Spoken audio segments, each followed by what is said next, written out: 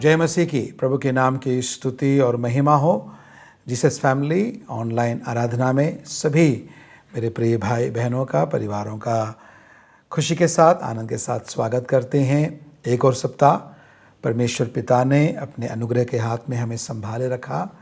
जैसे मुर्गी अपने चूज़ों को अपने पंखों तले संभालती है, उनकी रक्षा करती है, परमेश्वर पिता के अनुग्रह के छत्र छाया में प्रभु ने हमें संभाले रखा। और आज का दिन प्रभु ने हमें दिया है कि हम उसकी उपासना करें, हम उसके आराधना करें। विश्रामवार, विश्राम का दिन, रविवार का दिन प्रभु की आराधना, इबादत करने, उसको महिमा देने का एक दिन है।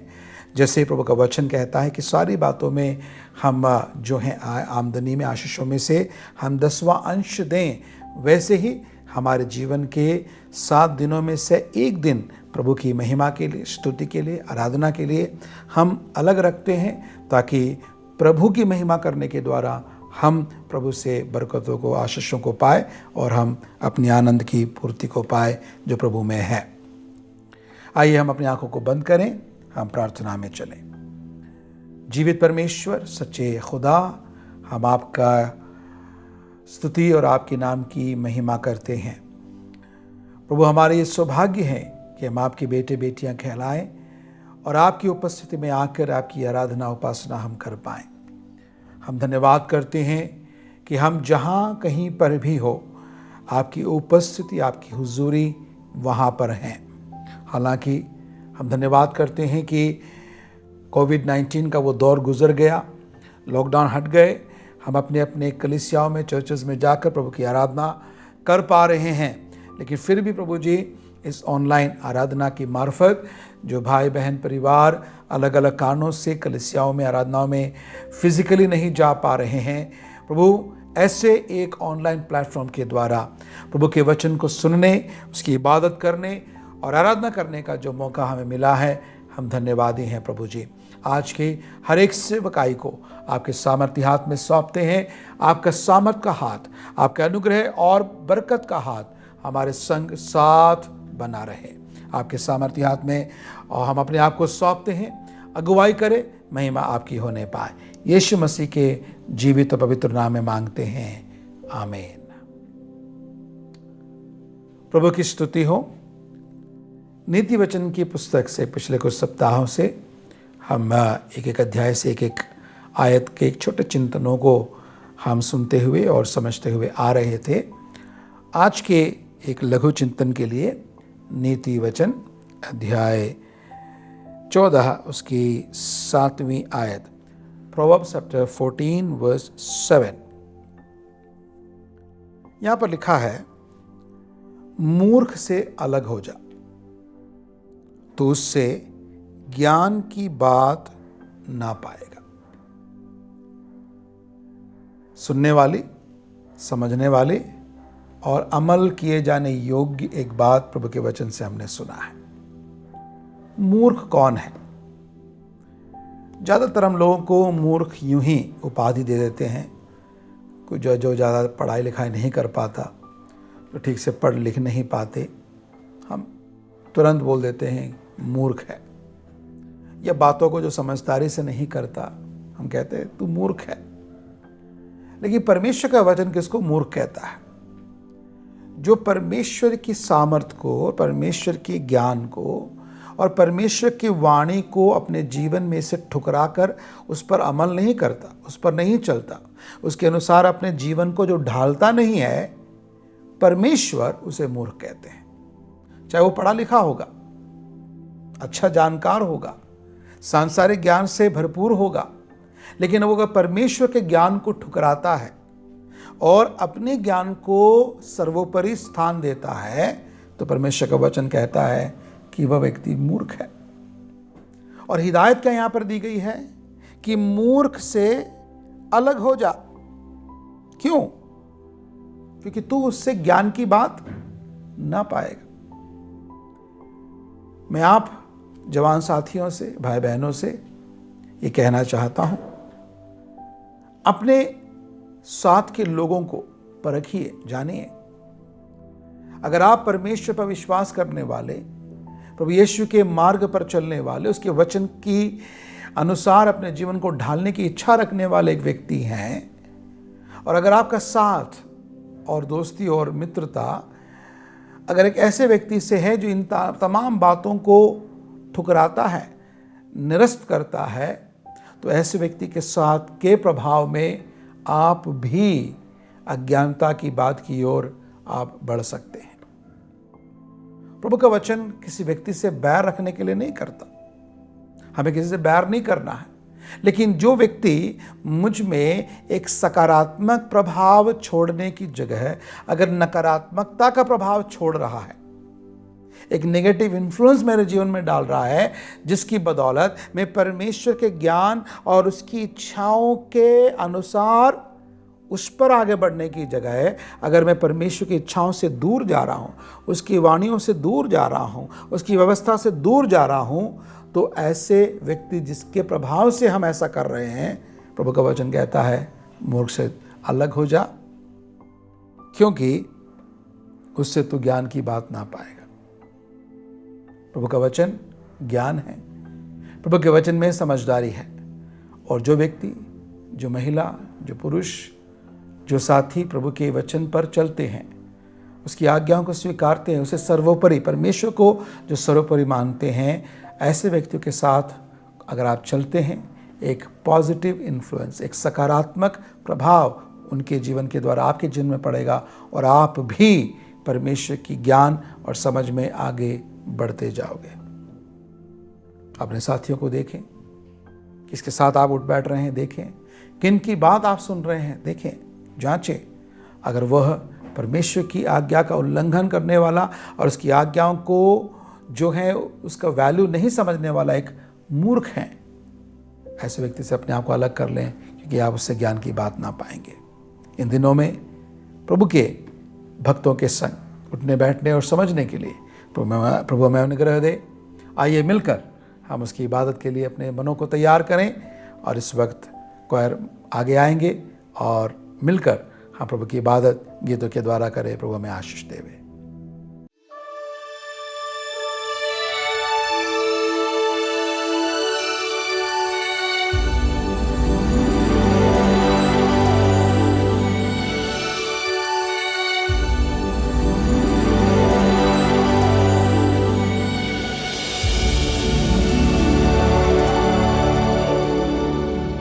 जीसस फैमिली की इस आराधना सभा में आप सबका हम स्वागत करते हैं। आइए मिलकर परमेश्वर की आराधना करें गीतों के साथ।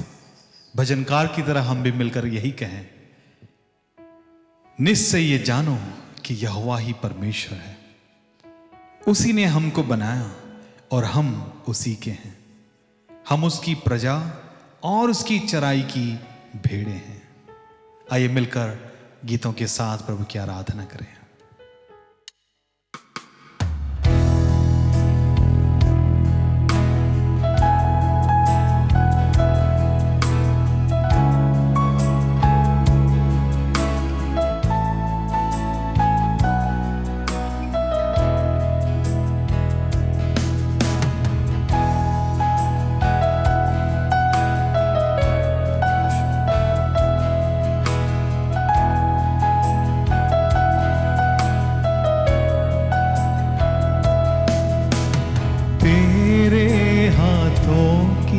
रचना है हम, सजदा प्रभु तेरी करते हरदम। मिलकर गाएं।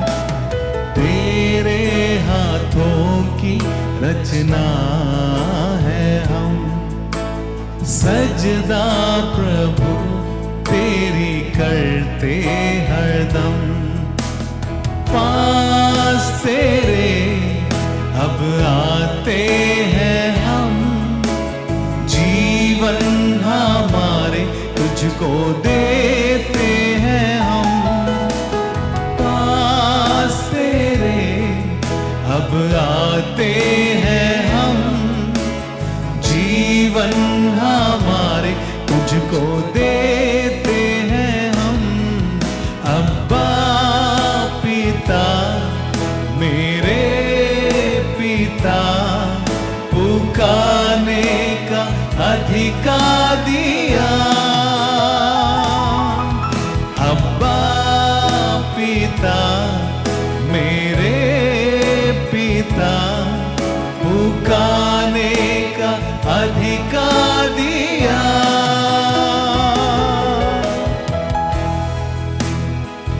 तेरा वचन हम में बना रहे, आत्मा की शक्ति हम में बनी रहे।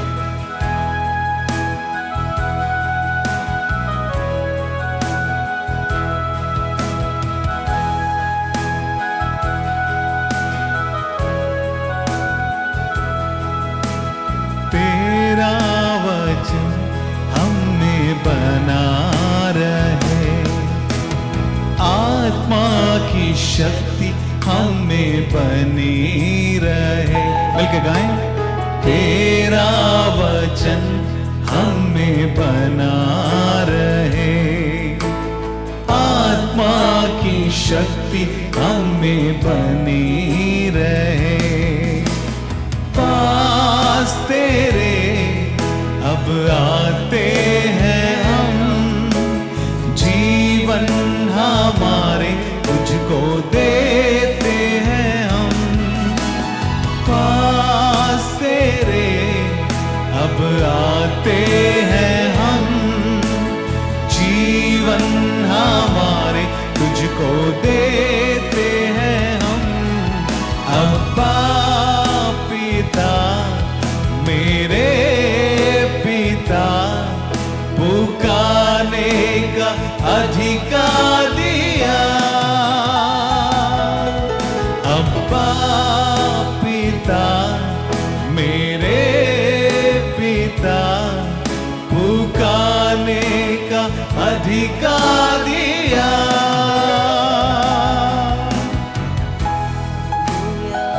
पवित्रता हम में बनी रहे, प्रेम में तेरे प्रभु हम जुड़े रहे।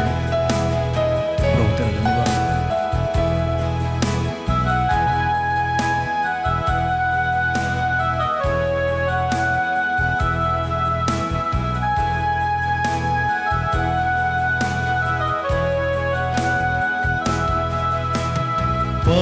पवित्रता हम में बनी रहे, प्रेम में तेरे प्रभु जुड़े रहे।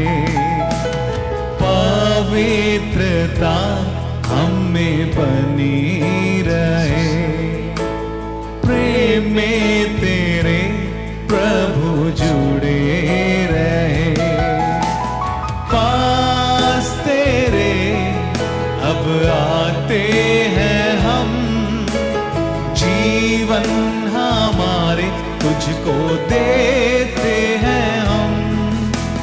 पास तेरे अब आते हैं हम, जीवन हमारे तुझको देते हैं हम।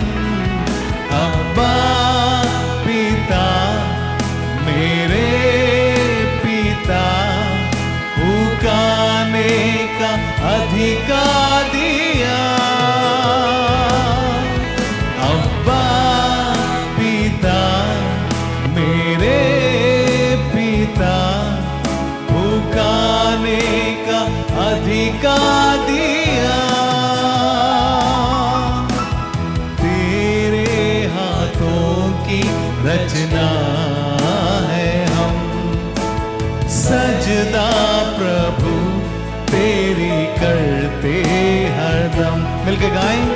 तेरे हाथों की रचना है हम, सजदा प्रभु तेरी करते हरदम।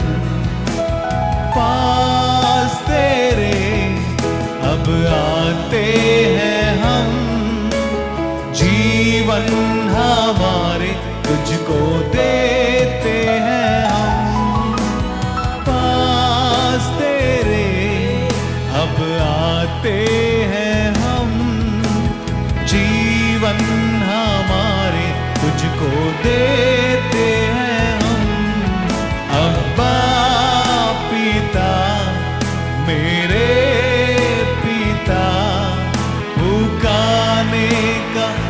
अधिकार दिया।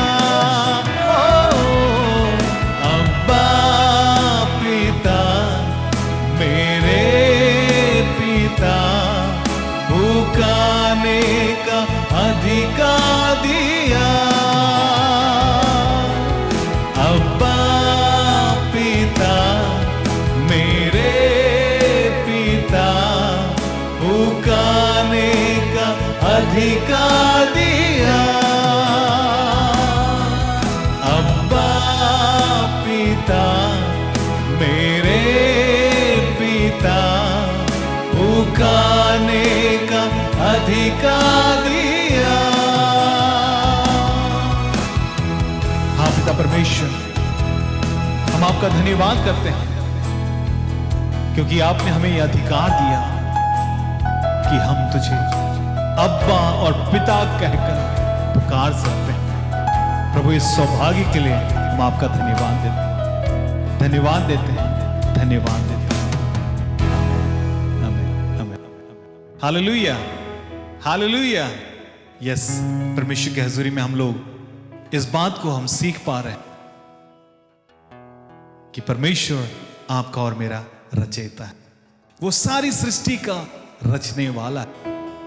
उसकी उपस्थिति में होकर आइए मिलकर और भी गीतों को गाकर परमेश्वर की धन्यवाद, आइए मिलकर परमेश्वर की आराधना एक और गीत के साथ करें।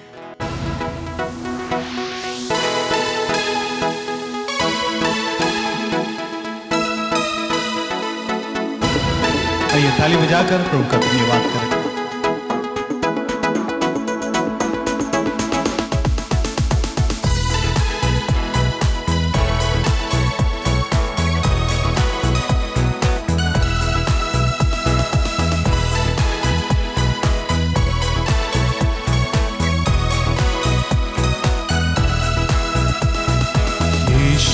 तू है महान, तेरी जय जयकार हो।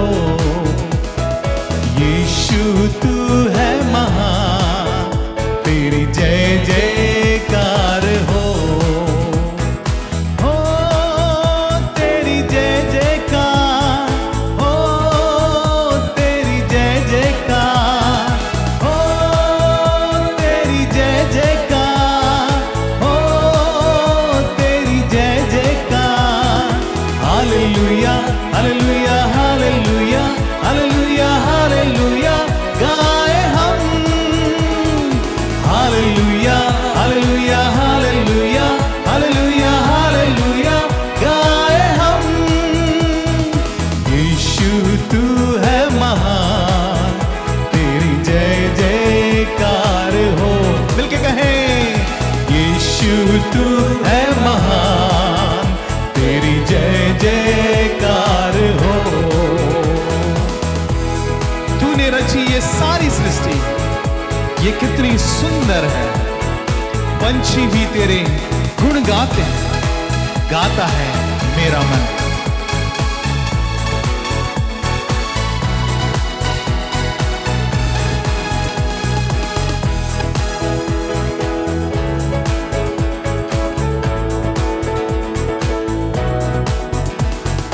तूने रची ये सारी सृष्टि, ये कितनी सुंदर है।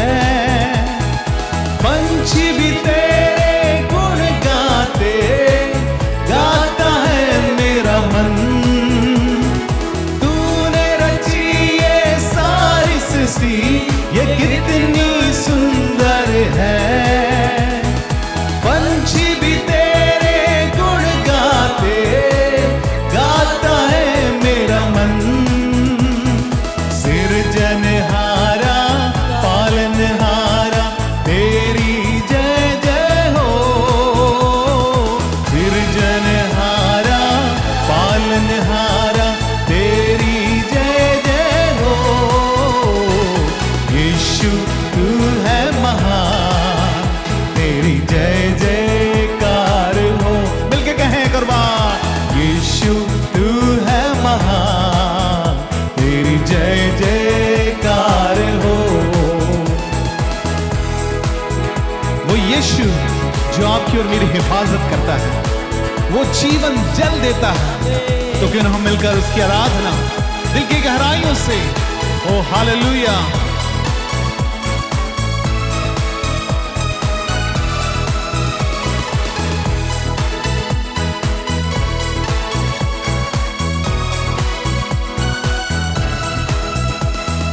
यीशु हिफाजत करता मेरा, देता जीवन जल। क्यों ना मैं उसको धन्य कहूँ, वो यहोवा ईरे है। यीशु हिफाजत करता मेरा, देता जीवन जल।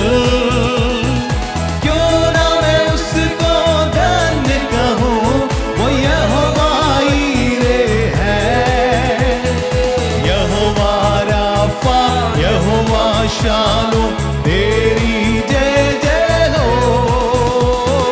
यहोवा राफा, यहोवा शालो तेरी जय जय हो। यीशु तू है महान, तेरी जय जयकार हो। यीशु तू है महान, तेरी जय जयकार हो।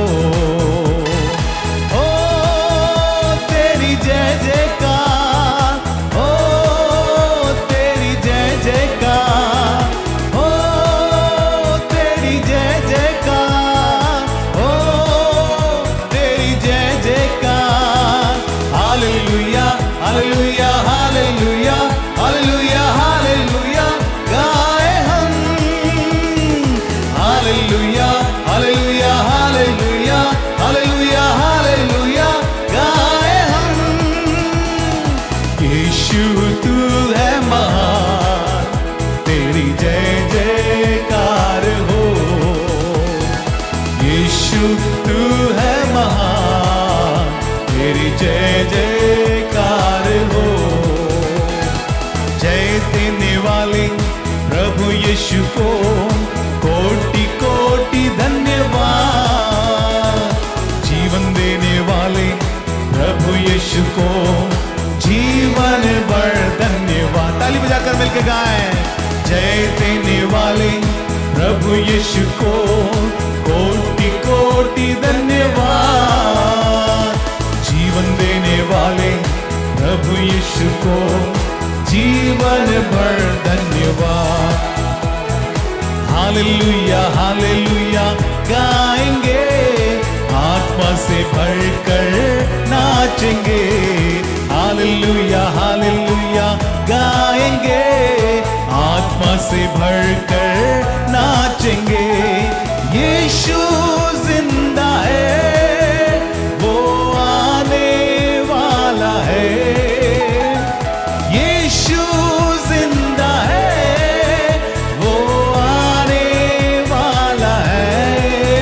ओ हालेलुया हालेलुया गाएंगे, आत्मा से भरकर नाचेंगे। हालेलुया हालेलुया गाएंगे, आत्मा से भरकर नाचेंगे। शांति देने वाले प्रभु यीशु को कोटि कोटि धन्यवाद। चंगा करने वाले प्रभु यीशु को जीवन भर धन्यवाद। मिलके एक साथ गाएं। शांति देने वाले प्रभु यीशु को कोटि कोटि धन्यवाद। चंगा करने वाले प्रभु यीशु को जीवन भर धन्यवाद। यीशु जिंदा है, वो आने वाला है। यीशु जिंदा है, वो आने वाला है। हालेलुया हालेलुया गाएंगे, आत्मा से बढ़कर नाचेंगे। हालेलुया हालेलुया गाएंगे, आत्मा से भरकर नाचेंगे। सामर्थ देने वाले प्रभु यीशु को कोटि कोटि धन्यवाद। छुटकारा यीशु को जीवन भर धन्यवाद। ओ सामर्थ देने वाले प्रभु यीशु को कोटि कोटि धन्यवाद। छुटकारा देने वाले प्रभु यीशु को जीवन भर धन्यवाद। यीशु जिंदा है, वो आने वाला है। यीशु जिंदा है, वो आने वाला है।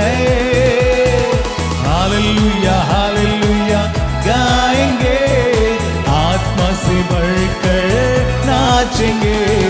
हालेलुया हालेलुया गाएंगे, आत्मा से बढ़कर नाचेंगे। हालेलुया हालेलुया गाएंगे, आत्मा से बढ़कर नाचेंगे।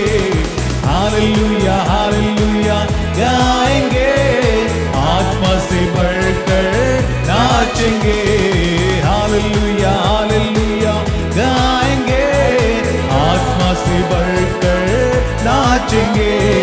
हालेलुया हालेलुया गाएंगे, आत्मा से बढ़कर नाचेंगे। हालेलुया। प्रभु तेरा धन्यवाद करते हैं क्योंकि तू जीवित खुदा है। प्रभु हम आपका धन्यवाद धन्यवाद धन्यवाद धन्यवाद धन्यवाद। O we worship you Lord. प्रभु तेरी आराधना तेरी स्तुति और प्रशंसा करते हैं क्योंकि तू जिंदा खुदा है, हमारे बीच मौजूद रहकर हम सबको प्रभु जी आप स्पर्श कर रहा है। आपका धन्यवाद करते हैं, धन्यवाद करते हैं, धन्यवाद करते हैं, धन्यवाद करते हैं। खुदा परमेश्वर आपका धन्यवाद धन्यवाद धन्यवाद धन्यवाद। हालेलुया। प्रभु आपका धन्यवाद। Yes we worship you Lord. प्रभु हम आपका धन्यवाद। Hallelujah hallelujah hallelujah. जैसे हम प्रभु की उपस्थिति में उसकी आराधना कर रहे हैं, आइए एक और बार उस जिंदा खुदा के सामने हमारे जीवनों को समर्पित। हालेलुया।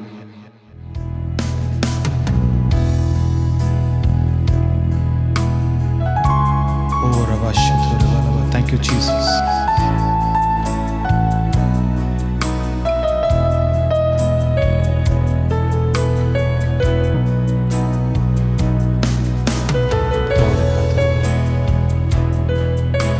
प्रभु तेरा धन्यवाद करते हैं, आपकी उपस्थिति के लिए धन्यवाद। पवित्रता हमें बनी रहे, प्रेम में तेरे प्रभु जुड़े रहे। पवित्रता हमें बनी रहे, प्रेम में तेरे प्रभु जुड़े रहे। पास तेरे अब आते हैं हम, जीवन हमारे तुझको देते हैं हम। पास तेरे अब आते हैं हम, जीवन हमारे तुझको देते हैं हम। अब्बा पिता मेरे पिता, पुकाने का अधिकार दिया। अब्बा पिता मेरे पिता, पुकाने का अधिकार दिया। अब्बा पिता मेरे पिता, पुकाने का अधिकार दिया। अब्बा पिता मेरे पिता, पुकाने का अधिकार दिया। हाँ परमेश्वर धन्यवाद करते हैं, आपकी उपस्थिति के लिए धन्यवाद करते हैं। आपके सन्मुख में आकर गीतों के जरिए आपकी स्तुति आराधना करने का हमें सौभाग्य दे। एक और बार हमारे जीवन, प्राण, आत्मा और शरीर को आपके हाथों में दे दो। प्रभु आप हमसे बोले और बातचीत, आपके स्पर्श के लिए धन्यवाद दे, यीशु के नाम से मांग, आमीन।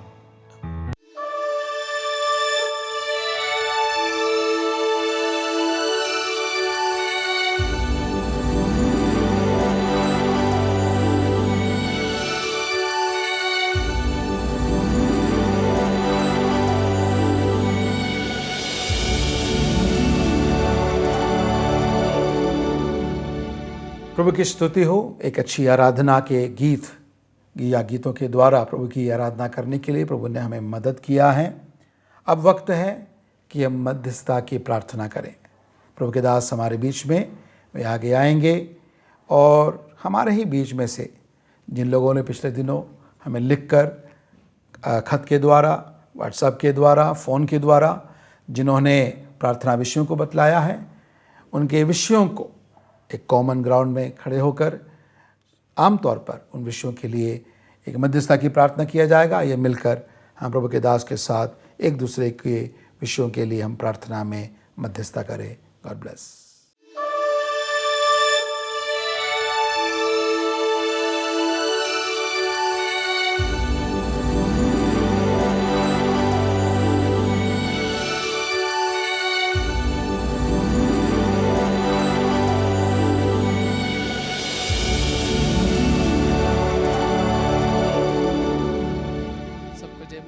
परमेश्वर का धन्यवाद हो। परमेश्वर ने एक और मौका हमें आज दिया है कि हम मध्यस्थी की प्रार्थना करें। आइए हम प्रार्थना करें कुछ विषयों के लिए।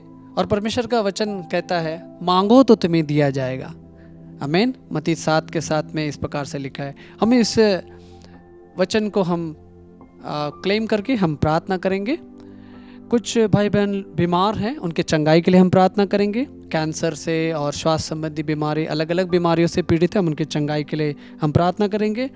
और कुछ लोग ज़मीन विवादों में फंसे हुए हैं, कोर्ट केसेस में हैं, और उनके लिए हम प्रार्थना करेंगे।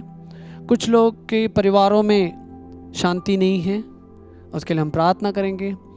कुछ जवान हैं, उनके जवान लोग हैं और शादी की उम्र हो चुकी है लेकिन शादी नहीं हुआ, उनके लिए हम प्रार्थना करेंगे।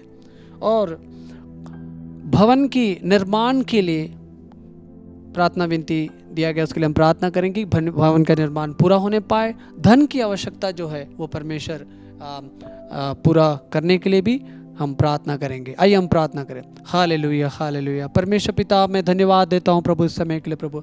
और परमेश्वर पिता, मैं प्रार्थना करता हूँ प्रभु, आप प्रभु जितने भी हमारे भाई बहन लोग अलग अलग विषयों के लिए प्रार्थना दिए हैं प्रभु, जो नौकरी के लिए दिए उन्हें नौकरी मिलने पाए परमेश्वर पिता, जो लोग कोर्ट केस से जा रहे हैं उसका समाधान होने पाए प्रभु, इसके लिए प्रार्थना करते हैं प्रभु। जो लोग, जो भाई बहन अपनी शादी के लिए प्रभु एक अच्छा जीवन साथी खोज रहे हैं प्रभु, उनके लिए हम प्रार्थना करते हैं। एक आत्मिक प्रभु व्यक्ति उनके जीवन में प्रभु मिलने पाए प्रभु, इसके लिए पवित्र आत्मा आप मदद सहायता करिए, सब प्रार्थना करते हैं परमेश्वर पिता। हम प्रार्थना करते हैं प्रभु, हमारे जो जिस परिवारों में शांति नहीं है प्रभु, वहाँ पर शांति के लिए हम प्रार्थना करते हैं परमेश्वर पिता। हम प्रार्थना करते हैं जिनका भवन का निर्माण पूरा नहीं हुआ है, उसमें प्रभु आप निर्माण होने के लिए प्रभु आप मदद सहायता करिए प्रभु। धन की जो आवश्यकता है उसको पूरा करिए प्रभु।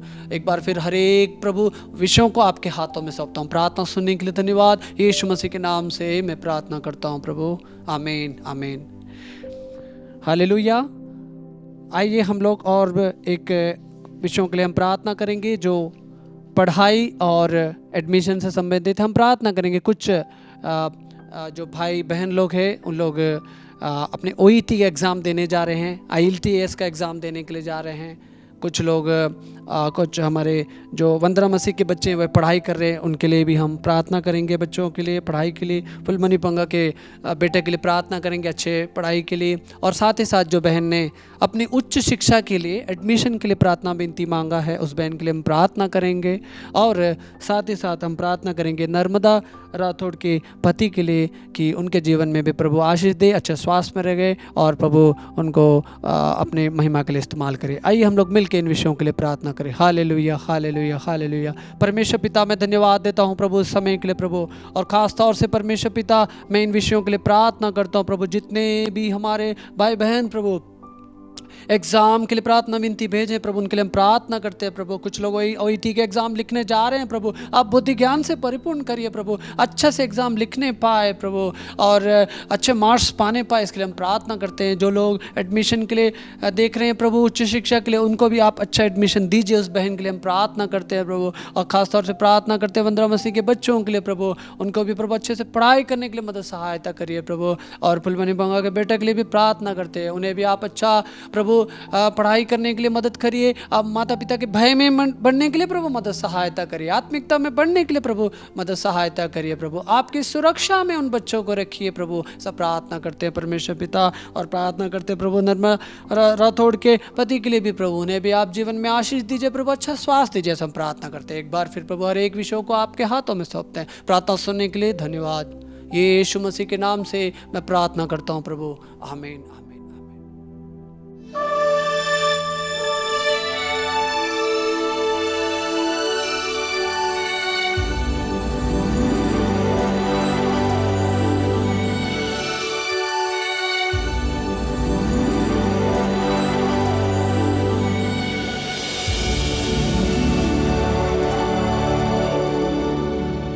प्रभु यीशु मसीह के सामर्थी नाम में एक और बार आप सबों को जय मसीह की।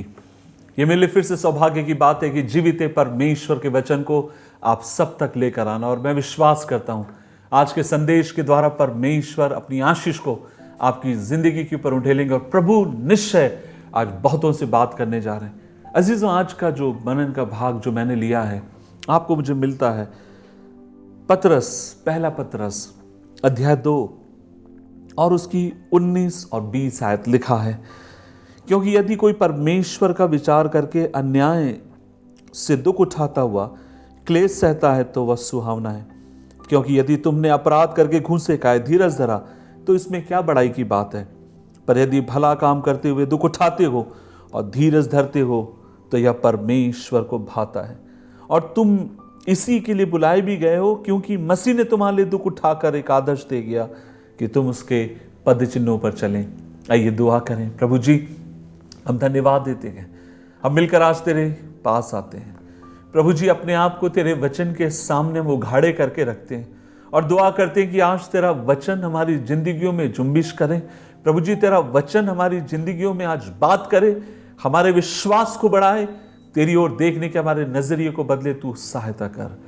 प्रभु जी, आज का संदेश लोगों के दिलों से बात करे, ऐसी मैं तुझसे दुआ मांगता हूं यीशु मसीह के नाम में, आमीन, आमीन, आमीन। अजीजों, प्रभु के वचन में मैंने पढ़ा कि तुम इस अभिप्राय से बुलाए गए क्योंकि मसीह ने दुख उठाकर तुम्हारे लिए एक नमूना दिया गया, और वह तुम्हें इसलिए बुलाता गया ताकि तुम भी मसीह के नाम के निमित्त क्या उठाने वाले हो, दुख उठाने वाले हो सको।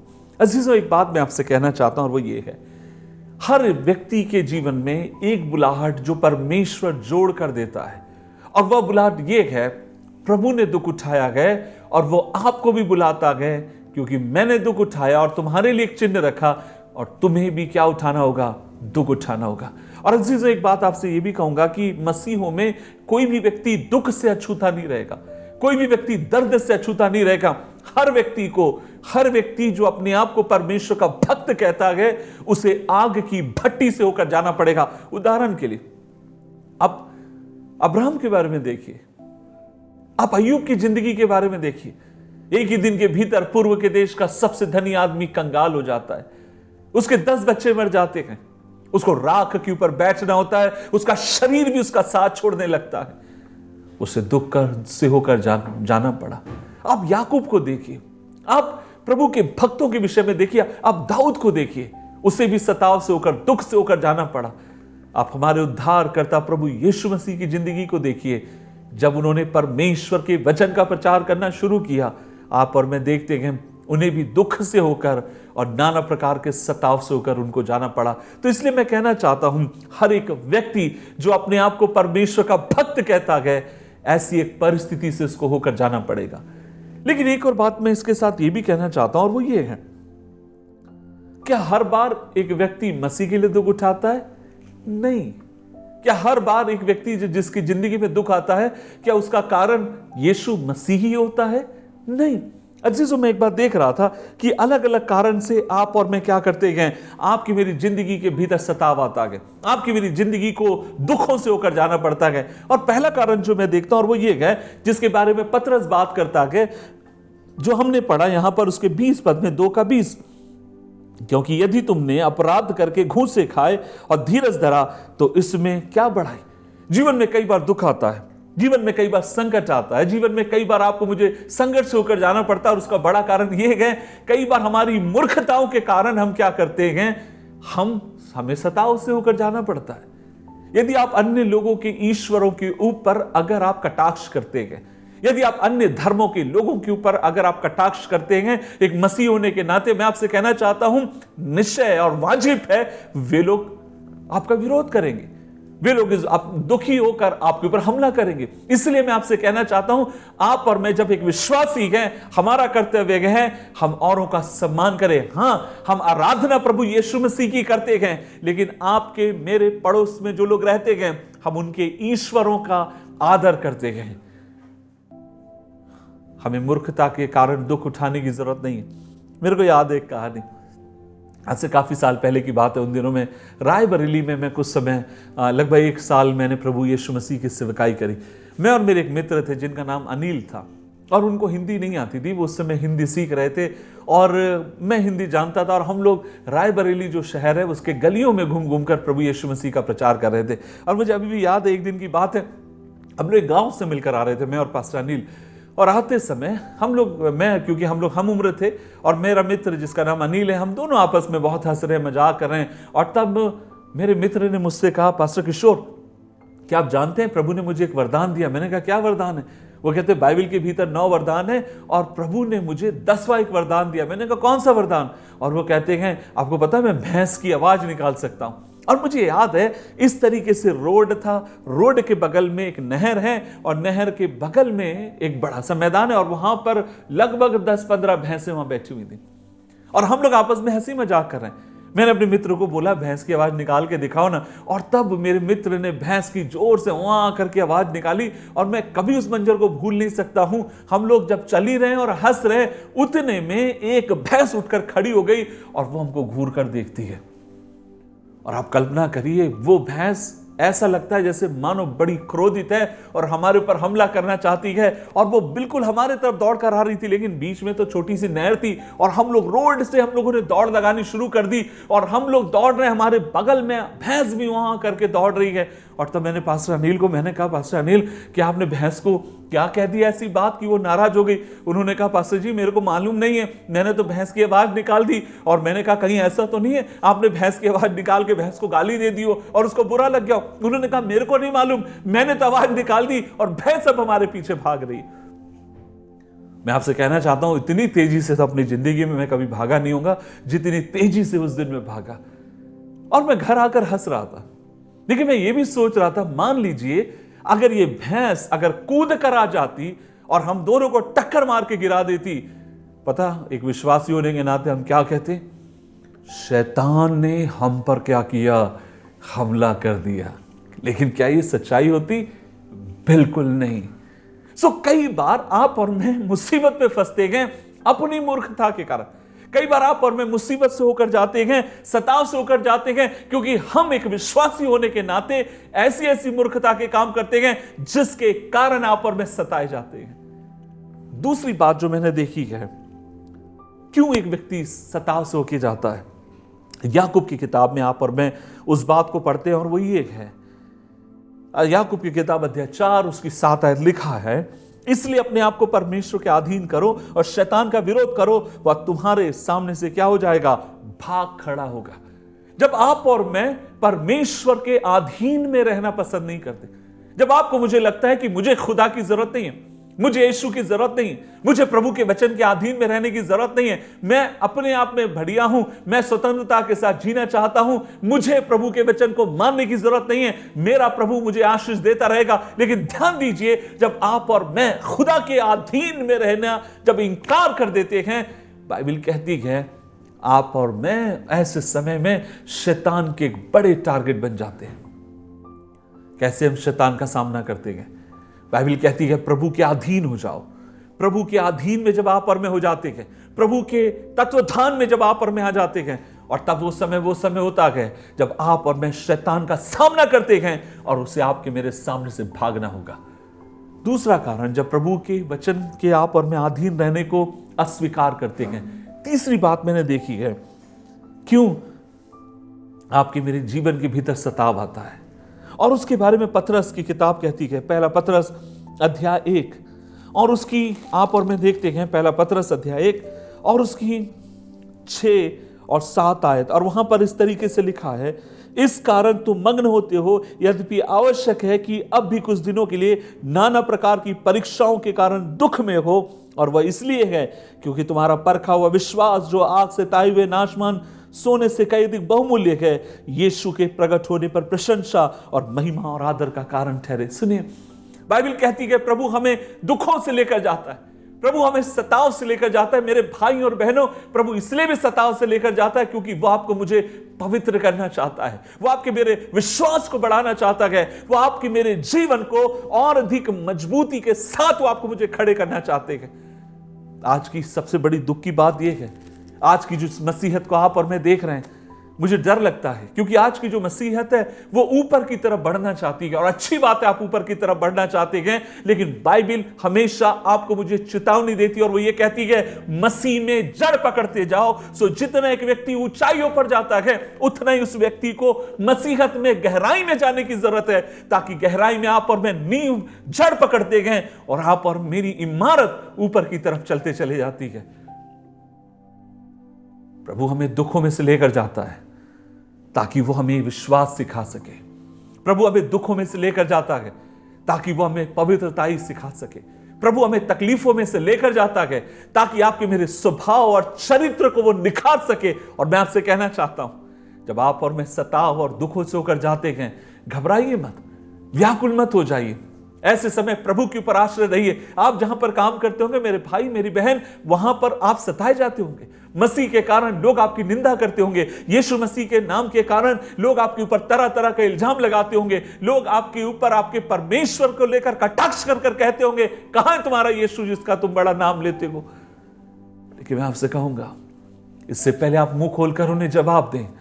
आप प्रभु को आपकी जिंदगी के भीतर परमेश्वर को काम करने दें, क्योंकि वो आपको आग से इसलिए लेकर जा रहा है ताकि आप यीशु मसीह में एक खरे और चोखे सोने के समान आप खरा निकलकर आप प्रभु की महिमा करने वाले हो। क्यों सताव जीवन में आता है? चौथी बात मैं देखता हूं, सताव इसलिए कई बार जीवन में आता है, दुख इसलिए जीवन में आता है ताकि वो आपको मुझे तोड़ना चाहता है, वो आपको मुझे बिखेर देना चाहता है। सताव इसलिए आता है ताकि आपको मुझे तोड़कर पूरी तरीके से नष्ट नाबूद कर दिया जाए। लेकिन एक बात जो मैंने बहुत पहले सीख ली थी, और वो ये थी, we are called for tough time. आपको मुझे परमेश्वर ने कठिन दौर और कठिन समय के लिए बुलाया गया। हम बिखरने वाले लोगों में से नहीं है, और शैतान भरकस प्रयास करेगा, शैतान भरकस पूरी कोशिश करेगा आपकी मेरी जिंदगी को तबाह करने के लिए सताव के द्वारा। लेकिन ऐसे समय प्रभु के ऊपर अपनी नजर को बना के रखे। पांचवी बात, क्यों सताव आपकी मेरी जिंदगी में आता है? सताव इसलिए आपकी मेरी जिंदगी में आता है अजीजों, क्योंकि ये दुनिया पाप से भरी हुई है, ये दुनिया शैतान के अधीन में है, ये दुनिया पाप के अधीन में है। और जब तक आप और मैं इस पाप में दुनिया में, जब तक आप और मैं इस दुनिया में जी रहे हैं, हम सताव से बच नहीं सकते। हमें कई बार लगता है ना, जो ऊंचे पदों पर बैठे हैं या जो ऊंचे पदों पर बैठे हुए जो पासवान हैं, बड़े बड़े खुदा जिनको आज इस्तेमाल कर रहा है, हमें कई बार उनको देखकर लगता है उनकी जिंदगी में तो कोई दुख नहीं होगा, उनकी जिंदगी में तो कोई तकलीफ नहीं होगी, उनकी जिंदगी तो प्रभु के साथ बहुत बढ़िया और आराम से चल रही होगी। नहीं, ये बात नहीं है। मेरे दर्द को मैं जानता हूं, मेरी तकलीफों को मैं जानता हूं, मेरे आंसुओं को मैं जानता हूं। न जाने ऐसे कितने बार हुआ है, मैं बाथरूम में गया हूं, मैंने नल खोल दिए गए और फूट फूट कर मैं प्रभु की उपस्थिति में रोया हूं। क्योंकि जिस संसार में आप और मैं रहते गए, पग पग पर दुख है, तकलीफ है, ये संसार आंसुओं से भरा हुआ है। क्यों हमारे जीवन में सताव आते हैं, क्यों हमारे जीवन में दुख आते हैं? मूर्खता के कारण, अनाज्ञाकारिता के कारण। प्रभु हमें शुद्ध करना चाहता है और हमें खरा निकालना चाहता है, हमें तोड़ने के लिए।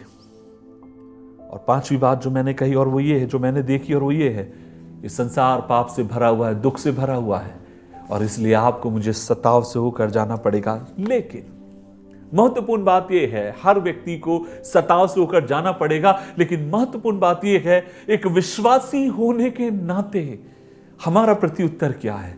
हम ऐसी परिस्थिति में क्या करें जब आप और मैं तकलीफ से होकर जाएं, सताव से होकर जाएं, परेशानी से होकर जाएं? ऐसी परिस्थिति में एक विश्वासी होने के नाते हम क्या प्रत्युत्तरित करें? क्या हम रिचालिएट करें? क्या हम बलवा करें? या जो हमारे साथ किया जा रहा है, क्या उस बात को हम करें? जब हमारे ऊपर वक्तव्य कसे जाते हैं, क्या हम उनसे डबल वक्तव्य उनके ऊपर कसे? नहीं, आपको मुझे यह देखने की जरूरत है परमेश्वर का वचन क्या कहता है। खुदा के खादिमों के ऊपर जब समस्या आते समय कैसे उन्होंने इन परिस्थितियों का सामना किया, क्योंकि प्रभु ने हमें एक नमूना दिया है। उद्धारकर्ता ने आपके मेरे सामने एक नमूने को रखा है, और मैं आपसे कहना चाहता हूं, किसी और व्यक्ति के नमूने से बढ़कर आपको मुझे परमेश्वर के वचन की तरफ लौट कर आने की जरूरत है और देखने की जरूरत है प्रभु क्या कहता है। किस तरीके से प्रभु के शिष्यों ने, किस तरीके से आपके मेरे उद्धारकर्ता ने इन चुनौतियों के अपनी जिंदगी में उनका सामना किया।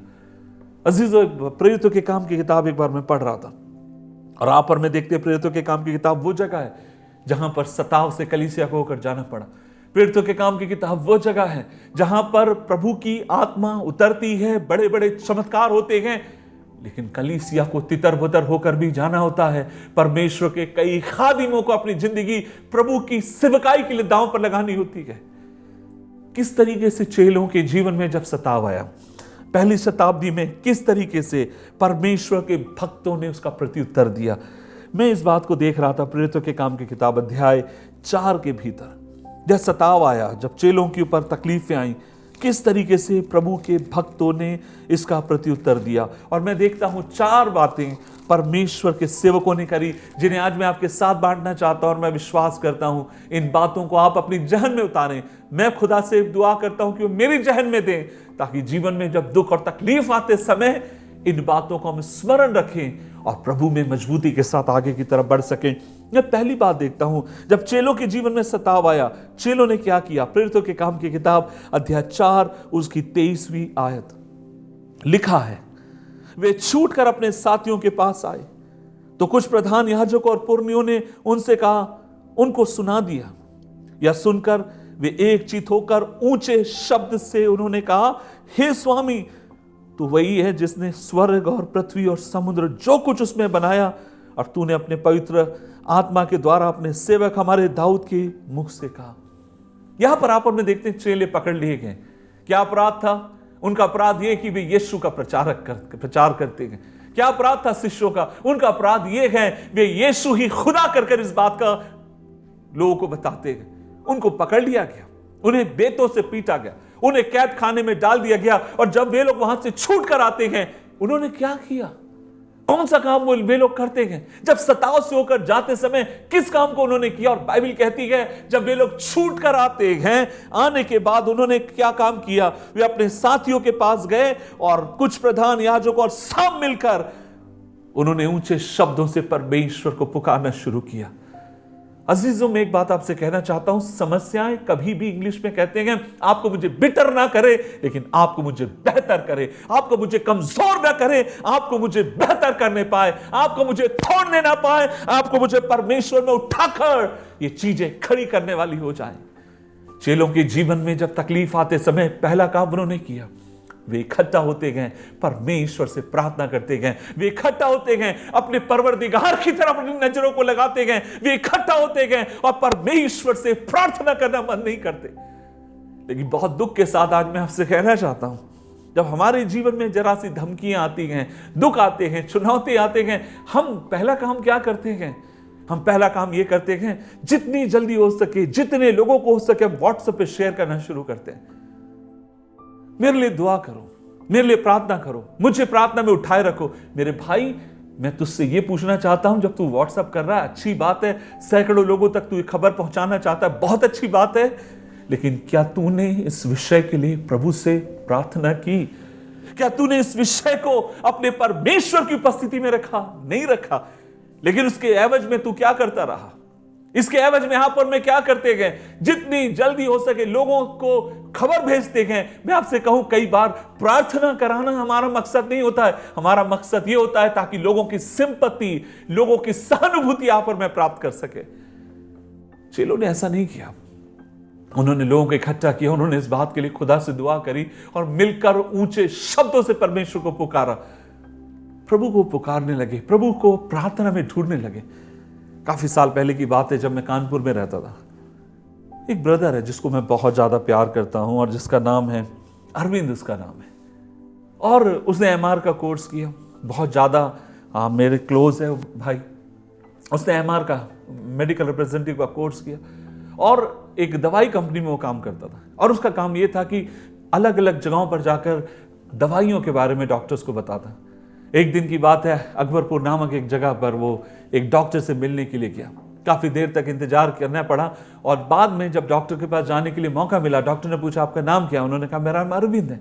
डॉक्टर ने पूछा कहाँ रहते हो? और वो लड़का जहां रहता उस जगह के बारे में बताने लगा। डॉक्टर ने कहा अरे जिस गांव में तुम रहते हो, क्या तुम जानते हो उस गांव में एक व्यक्ति है जो वहां पर ईसाई बनाता है, वहां पर प्रार्थना चलाता है। इसने बोला सर वहां पर ईसाई नहीं बनाई जाता, वहां पर प्रार्थना होती है प्रभु यीशु मसीह की, और जो प्रार्थना करते हैं वो मेरे बड़े भाई हैं।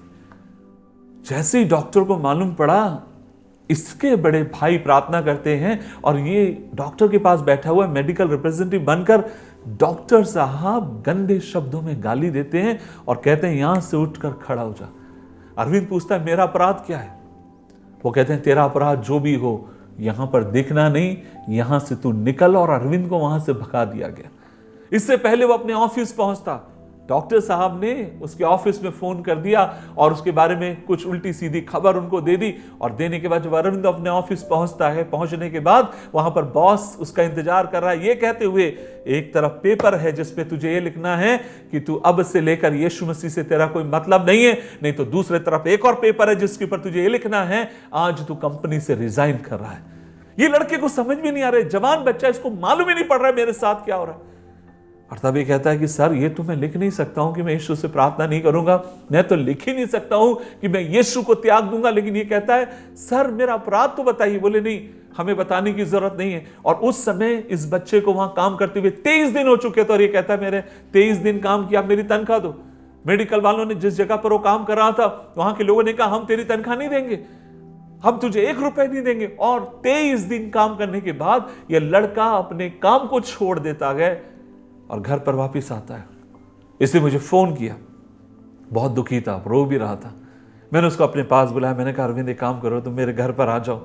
मेरे घर पर आया, मुझे याद है मैंने उससे कहा कि उपवास रखना, प्रार्थना करना, प्रभु ने तुम्हारे लिए बेहतर योजना सोची अरविंद, प्रभु तुम्हें कभी छोड़ेगा नहीं। और मुझे याद है वो उपवास करके प्रार्थना करने लगा। एक शाम के समय मेरे घर आता है, मेरे साथ रुकता गए, हमने भी मिलकर खुदा से दुआ करी, प्रार्थना करी। और कुछ दिन के बाद अरविंद मुझे बताता है सर मेरे पास लखनऊ से एक जगह से फोन आया है। उसके मित्र ने उसको फोन किया और जब ये फोन उठाता है और तब इसका मित्र कहता है अरविंद लखनऊ में तुम्हारे लिए एक अच्छी जॉब है। और तब ये पूछता है सैलरी कितनी मिलेगी? जो पहले जहां पर वो काम करता था उससे बड़ी सैलरी में वहां के लोग उसको बुलाने के लिए तैयार गए और वो वहां पर अपने जाकर अपनी नौकरी को ज्वाइन करता गया। मैं क्या कहना चाहता हूं, और आज वो नौकरी नहीं कर रहा, आज उन्होंने और उनकी पत्नी ने मिलकर खुद का एक बहुत अच्छा एक मेडिकल स्टोर खोला। मैं वहां गया था प्रार्थना करने के लिए, जो लगातार चलता गया। मैं आपसे क्या कहना चाहता हूं, मैं आपसे ये कहना चाहता हूं अगर आपके साथ जब अन्याय होता है, जब आपको तकलीफ से होकर जाना होता है, जब आपको परेशानी से होकर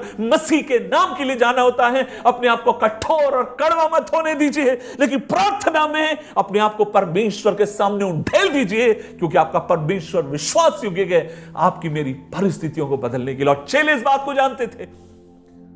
वो कहीं सिफारिश के लिए नहीं गए, वे कहीं पर उसके विरुद्ध में एक बड़ी उन्होंने पार्टी नहीं बना ली कि ये हमारे साथ ऐसा करते हैं, हम फलाना फलाना काम करेंगे, लेकिन उन्होंने इस बात को सीख लिया, जो घुटनों पर जीतता है, जो घुटनों पर खुदा के सामने, जो घुटना खुदा के सामने झुकता है, दुनिया में कहीं भी किसी के सामने झुकेगा नहीं। आज मैं आपसे कहना चाहता हूं, जब आप तकलीफ से और सताव से होकर जा रहे हैं, आप कहेंगे पास्टर जी आप तो मेरे लिए बात कर रहे हैं, तो आज मेरी बहन इस वचन को मैं तुझसे कहना चाहता हूं, मेरे भाई इस वचन को मैं तुझसे कहना चाहता हूं, अपनी प्रार्थनाओं को बढ़ा, क्योंकि जब तू प्रार्थना करेगा तो उस हाथ को चलाता है, उस हाथ को तू परमेश्वर तेरे लिए चलाएगा, तेरी प्रार्थनाओं के द्वारा, जिस हाथ के द्वारा वो इस दुनिया को चलाता गया। चेलों ने पहला काम किया और वो काम ये था, वे इकट्ठा होते गए, उन्होंने प्रार्थना करना शुरू किया। उन्होंने दूसरा काम किया, पता उन्होंने क्या किया? उन्होंने दूसरा काम किया, उसके 31वें वचन में वो ये कहते गए, और जब वे प्रार्थना कर रहे थे, अध्याय 4 उसकी 31वीं आयत, जब वे प्रार्थना कर चुके तो वह स्थान जहां वे इकट्ठे थे हिल गया और सब पवित्र आत्मा से परिपूर्ण हो गए, और परमेश्वर का वचन हियाव से वे क्या करने लगे? हियाव से सुनाने लगे। They filled with the Holy Spirit. वो किस प्रकार के लोग थे? अपने आप को, मैंने कहा, कड़वाहट से नहीं भरने दिया।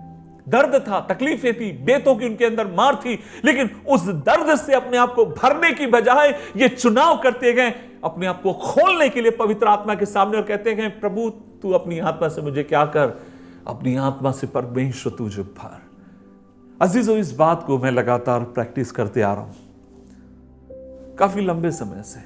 जब बहुत दुख मेरे सहने के बाहर होता है, जब तकलीफें मेरे सहने के बाहर होती हैं, जब बहुत ज्यादा मैं निराश और हताशा से होकर जाता हूं, अजीजों, मेरी उस समय की परमेश्वर के सामने जाकर यही प्रार्थना होती है, प्रभु आप मुझे 2 अनुग्रह दीजिए। पहला अनुग्रह ये है, प्रभु जी आप मुझे सहने के लिए मुझे ताकत दीजिए।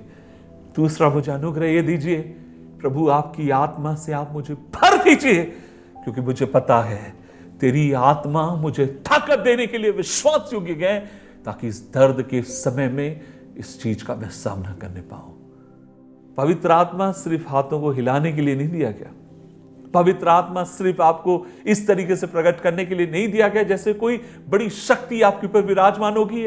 वो शक्ति है, लेकिन मैं आपसे बोलना चाहता हूं, उससे बढ़कर पवित्र आत्मा एक व्यक्ति है जो आपके संग आपके साथ साथ तकलीफ के समय रहना चाहता है। वो आपके साथ रहना चाहता है, वो आपको शांति देना चाहता है। यीशु ने यही तो कहा कि मैं अपने पिता से विनती करूंगा और वह तुम्हें एक और सहायक देगा। और वो कौन है? वो पवित्र आत्मा। और वो सहायक क्या करेगा? तकलीफ के समय, मुसीबत के समय वो आपको अपनी आपको भरता जाएगा। और जितना परमेश्वर की आत्मा से आप और मैं भरते जाएंगे, उतना परमेश्वर आपको मुझे इस दुनिया में जीने के लिए ताकत देने के लिए विश्वास योग्य परमेश्वर है। पवित्र आत्मा से भरते चले गए, खुदा की आत्मा से भरते चले गए। तीसरा काम उन्होंने किया, और वो मेरे को ये वचन बहुत अधिक पसंद है, और उसकी 24वें पद में लिखा है, the third thing they did. 4 अध्याय प्रेरितों काम किताब अध्याय 4 उसकी 24वीं आयत, सुनकर उन्होंने एक चित होकर ऊंचे शब्द से परमेश्वर से कहा, स्वामी तो वही है जिसने स्वर्ग और पृथ्वी और समुद्र और जो कुछ उसमें बनाया। 25वें वचन, तूने पवित्र आत्मा द्वारा अपने सेवक हमारे पिता दाऊद के मुख से किया कि जाति जाति के लोग क्यों हुल्लड़ मचाते हो। यू नो व्हाट एग्जैक्टली वो क्या कर रहे हैं इस समय में? वे लोग परमेश्वर के वचन को लेकर प्रार्थना कर रहे हैं। पहला काम उन्होंने प्रार्थना किया, दूसरा काम वे परमेश्वर की आत्मा से भर गए, तीसरा काम उन्होंने किया और वो ये है वे परमेश्वर के वचन के ऊपर आश्रित हो जाते हैं। मनुष्य के शब्द से बढ़कर, किसी इंसान के वादों से बढ़कर, किसी व्यक्ति की कथनों से बढ़कर उन्होंने चुनाव किया कि प्रभु के वचन के ऊपर वे आश्रित होंगे, प्रभु के वचन के ऊपर वे भरोसा रखेंगे। और मैं बार बार मेरे ख्याल से हर हफ्ते इस बात को रिपीट करता हूं, इंसानों से बढ़कर हमें खुदा के वचन के ऊपर भरोसा रखने की जरूरत है। मनुष्य से बढ़कर खुदा के वचन को हमें मानने की जरूरत है। और खुदा का वचन सामर्थी है, वो कभी आपको मुझे धोखा नहीं देगा। बाइबल कहती है आकाश और पृथ्वी टल सकते हैं, लेकिन उसका कहा हुआ एक भी वचन कभी नहीं टलेगा। उसके वचन के ऊपर भरोसा रखिए, उसके वचन के ऊपर भरोसा रखिए। मेरी बहन, उसके वचन के ऊपर भरोसा रख। मेरे भाई, उसके वचन के ऊपर भरोसा रख। मेरे लोगों, उसके वचन के ऊपर। और ये वचन आपकी मेरी जिंदगी के लिए सबसे उत्तम एक औषधि बन जाए। उन्होंने प्रभु के वचन को लिया और प्रभु के वचन के ऊपर वो भरोसा रखते हैं। प्रभु तूने अपने वचन में कहा था, प्रभु तूने इस बात को कहा था, तूने अपने वचन में कहा था। एक बात आपसे बोलना चाहता हूं, प्रभु के वचन में ढेरों प्रतिज्ञाएं हैं। हमने प्रभु से नहीं मांगी, प्रभु ने हमें दी। प्रभु ने पहले से अपने वचन में आपके मेरे लिए लिख कर दी है। और आपका मेरा कर्तव्य यह है, इन प्रतिज्ञाओं को आप और मैं लेकर इनके ऊपर विश्वास करना सीखें। प्रभु आपने अपने वचन में कहा है ना, तो आप उसको पूरा करेंगे। प्रभु जी आपने अपने वचन में कहा ना, जवान सिंहों को घटी होगी लेकिन यहोवा के डरवैयों को किसी बात की घटी नहीं होगी। अगर आपने अपने वचन में कहा है तो परमेश्वर आप विश्वास योग्य उस वचन को पूरा करने के लिए। मैं इस तरीके से कल्पना करता हूं, अब्राहम के पास, सारा के पास जब स्वर्गदूत आते हैं और उन्होंने कहा कि अगले साल, ठीक अगले साल परमेश्वर तुम्हें, तुम्हारी सुधि लेगा और तुम्हें बच्चा देगा। और ये बात कर बोलकर वो चले गए। और क्या छू देकर गए? वचन। किसकी ओर से था? परमेश्वर की ओर से। और क्या आप कल्पना कर सकते हैं, कुछ देर के बाद जब वो लोग जा चुके हैं, सारा घर पर अकेली होगी, अब्राहम घर पे अकेला होगा, शैतान कान में आकर क्या कहता होगा?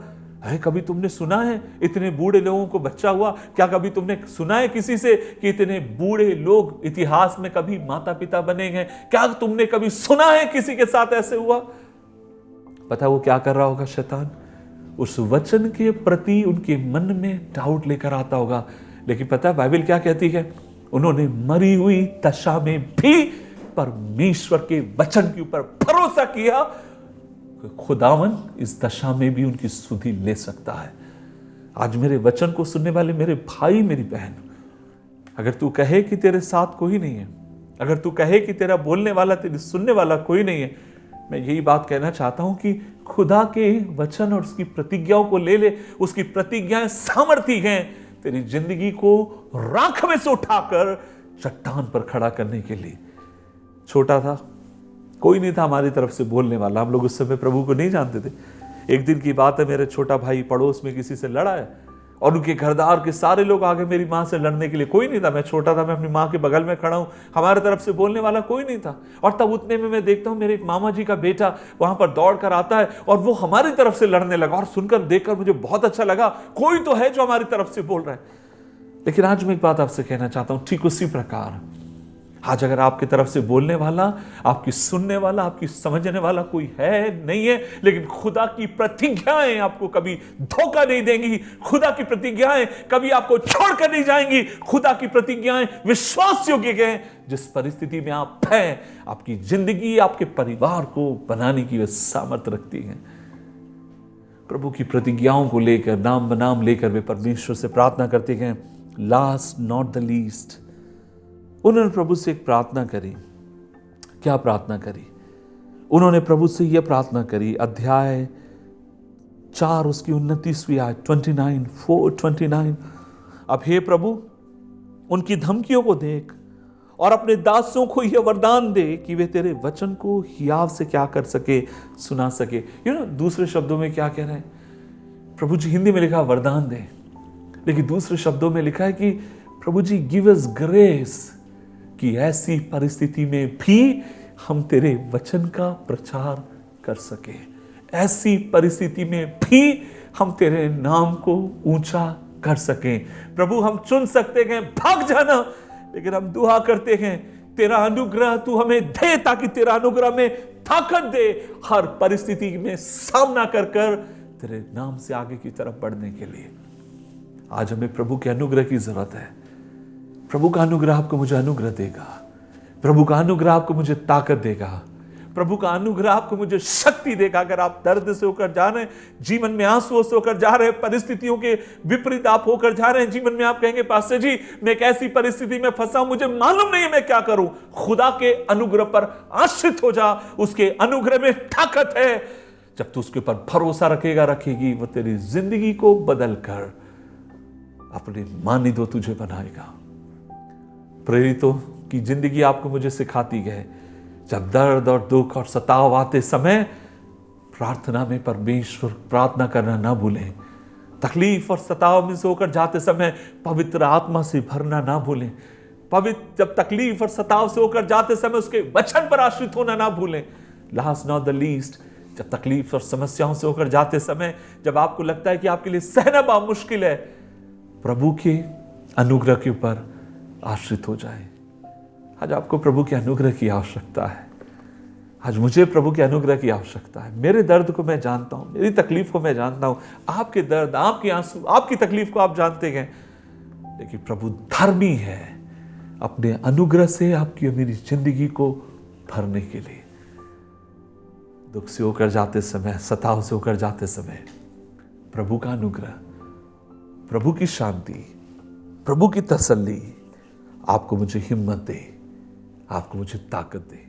मैं अपने मित्र की कहानी याद करता हूं। बहुत अधिक संघर्ष होकर वे गए, पासबान थे, तकलीफ के समय अपनी पत्नी को भरपेट खाना ना खिला सके, और जब बच्चा हुआ बहुत कमजोर था, बेटी हुई बहुत कमजोर थी, हमारे मिशन के हैं, बहुत कमजोर थी। कुछ दिन के बाद वो बच्ची मर गई।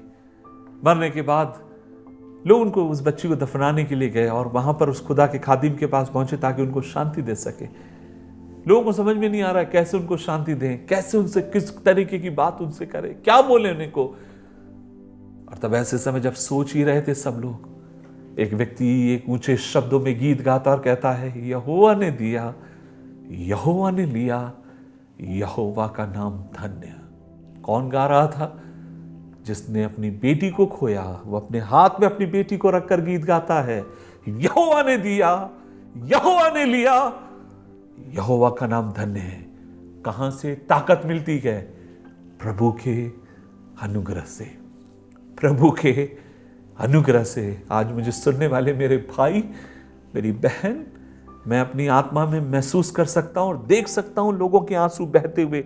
आप कहते हैं भाई आप तो मेरे लिए कह रहे हैं, तो मैं आज तुझसे ये भी कहना चाहता हूं, प्रभु का अनुग्रह तेरे लिए काफी है। प्रभु का अनुग्रह तेरे लिए काफी है। प्रभु मैंने तुझसे दुआ करी, ये कांटा मुझसे दूर कर। पौलुस, मेरा अनुग्रह तेरे लिए काफी है। प्रभु का अनुग्रह, दर्द, तकलीफ और सताव के समय प्रभु का अनुग्रह। दुआ करें। प्रभु जी, आज हम मिलकर तेरी उपस्थिति में आते हैं और दुआ करते हैं। प्रभु जी, हम नाना प्रकार की तकलीफों से, समस्याओं और चुनौतियों से जिंदगी में होकर जा रहे हैं, लेकिन आज हमें तेरी वचन की जरूरत है। प्रभु जी, हमें दुआओं में तू बढ़ा, तेरी आत्मा से हमें भर, तेरे वचन पर विश्वास करना सिखा, और प्रभु जी तेरे अनुग्रह पर आश्रित रहकर आगे बढ़ने के लिए तू हमारी मदद कर। एक एक बात के लिए धन्यवाद, धन्यवाद कि तू विश्वास योग्य है। यीशु मसीह के नाम से मैं खासकर अपने भाई और बहनों के लिए दुआ करता हूं। प्रभु, जो ऐसे हालात से होकर जा रहे हैं, खुदा करो उनकी जिंदगी में काम करे, मदद कर पिता। यीशु मसीह के नाम से मांगते हैं, आमीन, आमीन, आमीन। प्रभु आपके संग रहे। यह सप्ताह आपकी जय का सप्ताह है, यह सप्ताह आपकी विजय का सप्ताह है। प्रभु आपको ऊंचा उठाएगा, प्रभु आपके लिए लड़ेगा, प्रभु आपके लिए खड़ा रहेगा। प्रभु आप सबों को आशीष दे। जय मसीह की।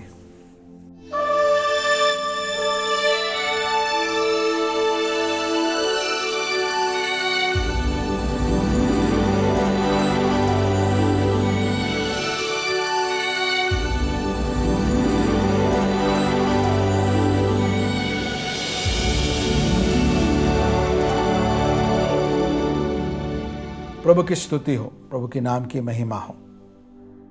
प्रभु के वचन को बड़े ध्यानपूर्वक अगर आपने सुना हो तो आपने पाया होगा कि प्रभु के वचन कितनी सटीकता के साथ हमारे जीवन के उन बातों को उजागर करती हैं जो शायद हमारे अपने नहीं जानते होंगे।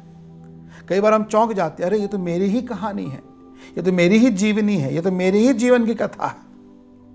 क्यों? क्योंकि ये सर्वशक्तिमान परमेश्वर का जीवित वचन है, और ये वचन एक मनुष्य अपने ज्ञान से नहीं बखान करता, पवित्र आत्मा के सामर्थ्य में होकर बखान करता है। प्रभु के दास के लिए धन्यवाद करते हैं जिन्होंने प्रभु के उपस्थिति से संदेश को प्राप्त किया और आप तक पहुंचाया है। आइए हम मिलकर अपने सिरों को झुकाएं, प्रार्थना में हमारी आंखें अपने आप को प्रभु जी के सामने सौंपते हुए हम आंखें बंद करें और प्रार्थना में हम चलें। स्वर्गीय पिता, प्रेमी परमेश्वर, हमारे रचनेहारे, पालनहार, सृजनहार परमेश्वर, महिमा हम आपको देते हैं, स्तुति प्रशंसा हम आपकी करते हैं और धन्यवाद करते हैं जो वचन की सच्चाई आज हम तक पहुंची है। उस सत्य के सामने हम अपने आप को सुपुर्द करते हैं, सौंपते हैं। हमारी गलतियों को मुआफ़ करें, हमारे क्षीणता कमजोरियों को प्रभु जी उसमें से हमको उभारे, एक नया बल, एक नई सामर्थ को हम प्राप्त करें, ताकि हम आपके वचन के अनुसार अपने जीवन को ढाल पाए और साध पाए। कृपा करें, आपके सामर्थ्य हाथ में अपने आप को हम सौंपते हैं।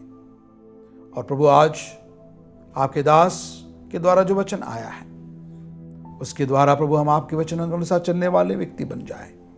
आपके दास के लिए, उनके परिवार के लिए धन्यवाद। बहुत आयत की आशीष दे। ये वचन जो हम सुनते हैं प्रभु जी, वो हमारे जीवनों में लगातार कार्य करता रहे।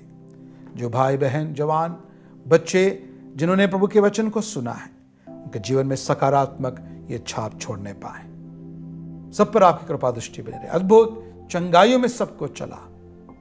जो परिवार अपने बच्चों की विवाह के विषय में परेशान, चिंतित हैं, प्रभु उन बच्चों के जीवन के भविष्य की बातों को उज्ज्वल कर योग्य जीवन साथी दे प्रभु जी।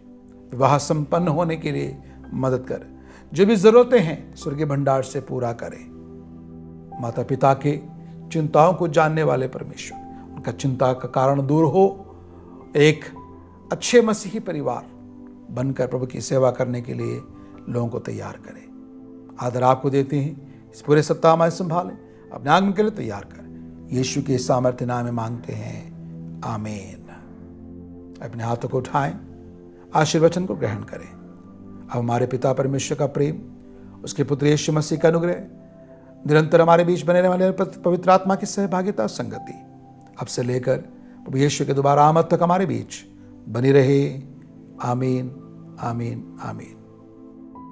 जीसस फैमिली की इस आराधना में शामिल हुए सबका हम धन्यवाद करते हैं। प्रभु आपको बहुत ऐसी आशीष देवे। अगले सप्ताह मिलने तक अनुग्रह के हाथ प्रभु में संभालें। God bless you. प्रभु में आशीष देवे।